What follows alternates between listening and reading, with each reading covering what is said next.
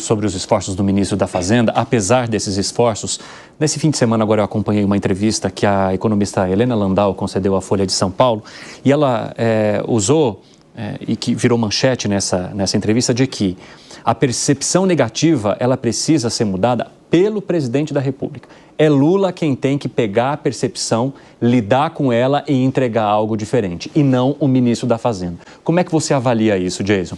Mas é perfeita a colocação da Helena, porque é dele que partiu todas as percepções negativas.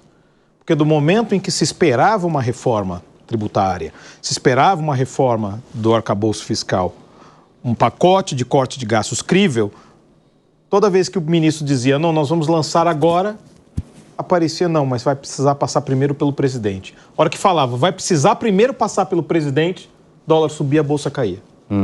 Porque já se imaginava que o presidente não ia querer certas coisas, não ia querer fazer corte de gastos e quando ele não queria, a coisa caía. E esse é um grande problema. E nós temos um segundo problema que aqui no Brasil não está se comentando tanto, mas se está se comentando muito pelo investidor estrangeiro. É insegurança jurídica. Porque tudo que está se trazendo em relação aos problemas no Congresso e ligados ao legislativo, ao judiciário, ou seja, a atuação do judiciário, ainda que parte das pautas que estejam sendo colocadas pelo Dino, elas existem concretamente algo positivo, o timing é muito ruim, tem que se imaginar que há sim timing para se pensar em certas coisas, e deu-se a impressão de que aquilo é uma articulação vinda do Executivo. E daí você tem outras pautas no Brasil que são ligadas efetivamente a questões legais que já não se tem garantia que vão ser mantidas. E aí o temor do investidor estrangeiro, muitas vezes, de colocar o dinheiro aqui, é entender que ele pode colocar, por exemplo, um investimento em infraestrutura, o Congresso aprovar certas coisas para que esse investimento possa ser feito e vir o judiciário e simplesmente por conta de uma demanda de algum congressista ir lá e alterar isso completamente. Isso é uma coisa que, conversando com os investidores, principalmente aqueles com quem eu acompanho já há muitos anos, está sendo colocado como algo real. Os temores da insegurança jurídica que está sendo trazida no Brasil. Você acredita que a insegurança jurídica deva permanecer e que ela seja, de fato, um problema crônico que temos aqui, Priscila? Cine, não só insegurança jurídica, econômica, tudo. Eu digo isso porque, fazendo até um adendo do que o Elias trouxe aqui com relação à figura do presidente, a gente observa que dentro do próprio partido, a insegurança não é só jurídica, dentro do próprio partido há essa insegurança, os investidores não sabem o que vai sair. Eu te digo isso porque o presidente, por mais que ele esteja debilitado, que a gente observou que ele está, a palavra final é dele. Me parece, assim, o que fica parecendo, até para a insegurança de quem investe, não é só jurídica, é que tudo depende dele e ele está contrário ao que se coloca.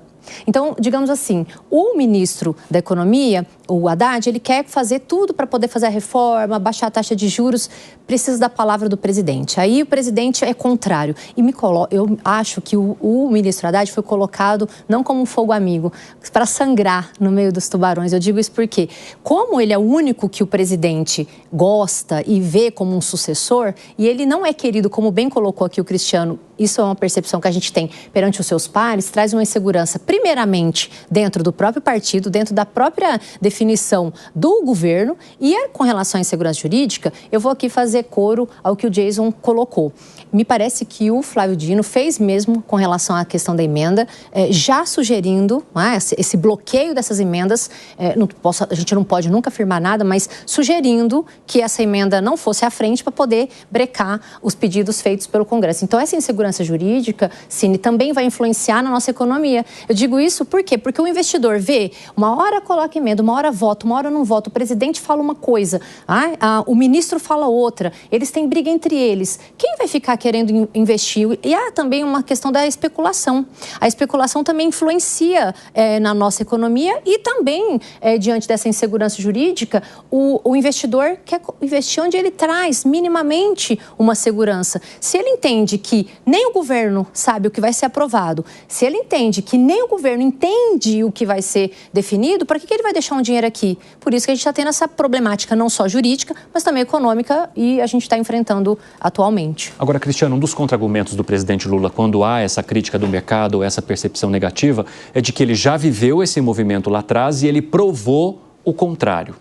Você acha que o momento atual dá para ser comparado com o momento anterior, em que, de alguma forma, ele afirma que conseguiu remar contra todas as percepções negativas que tinham contra o governo dele? Completamente diferente a realidade. Primeiro que sempre é lembrado o chamado boom de commodities. Isso ajudou o Brasil de uma forma, o mundo estava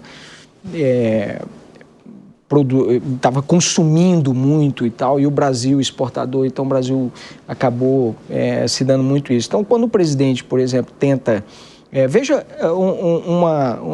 o mindset, o software ele ainda está rodando o Windows, antigo, né? E aí você pega um micro-organismo de uma política pública que o governo fez. Vamos cuidar dos motoristas de aplicativo. Nem os motoristas de aplicativo querem essa regulamentação. Então, o governo perdeu essa... Ele dá soluções velhas para problemas novos, né? O mundo mudou e isso é uma crítica, sim, que parece o governo não ter entendido. O que a gente viu várias vezes o Lula fazendo aí ao longo desses últimos anos? Relançando programas antigos, porque parece que a criatividade esgotou. Vamos relançar o PAC 3, vamos relançar o Minha Casa Minha Vida 54 e tal, entendeu? Então, aí é tudo reempacotado, né?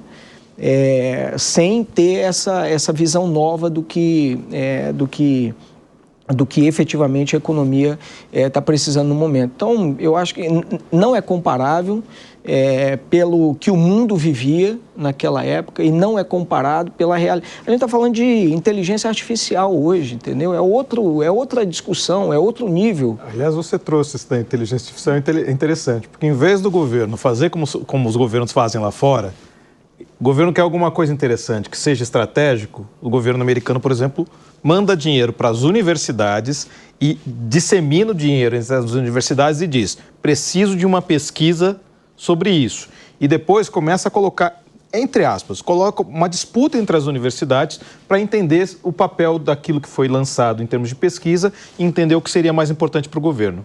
Aqui não, já quer fazer um investimento estatal de inteligência artificial que todo mundo sabe que não vai dar certo, é uma fórmula antiga, exatamente como você falou. É uma fórmula antiga para um problema novo.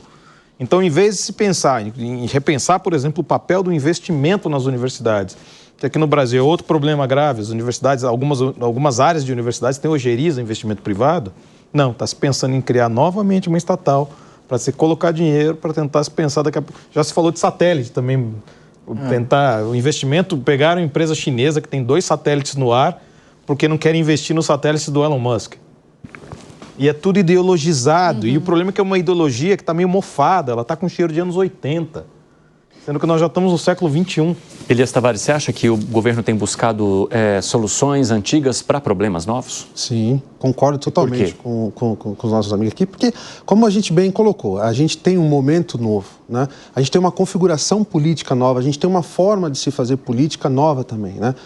Quando a gente para pensar que alguns anos atrás a gente não tinha o advento da internet mesmo para se fazer uma campanha eleitoral, e hoje a gente tem os eleitores, inclusive de short, de reels, que é aquela questão rápida, né? Onde você se comunica de forma rápida, e um dos grandes pontos que prejudica o governo Lula é justamente na questão de comunicação, né? Então, quer dizer, você tem os problemas colocados de forma novas e a gente vê o governo tentando, como bem colocou, eu até digo, me lembrou de um aqui, né, que é o pé de meia, né? O governo lançou o pé de meia, falou, não, agora, e não pegou, não cola, né? Porque hoje a comunicação está muito mais rápida do que simplesmente os programas institucionais, as propagandas institucionais. Então, esse é um grande problema para o governo, sem dúvida.